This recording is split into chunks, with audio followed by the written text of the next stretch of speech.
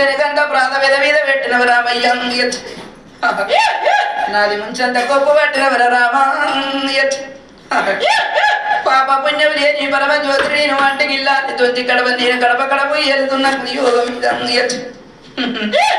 ఇక నీ బాధల మరి ఎంపలేక పుట్టంగా కొడుకులు మీరు పెరగంగా ఎవరి వాళ్ళు అయితే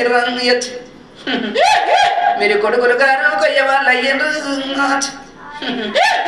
అలనాటి ఎండి బంగారము ధనమ ధాన్యం నేను కోరలేదు నేను కొడుకుల ఓడి కట్టుకొని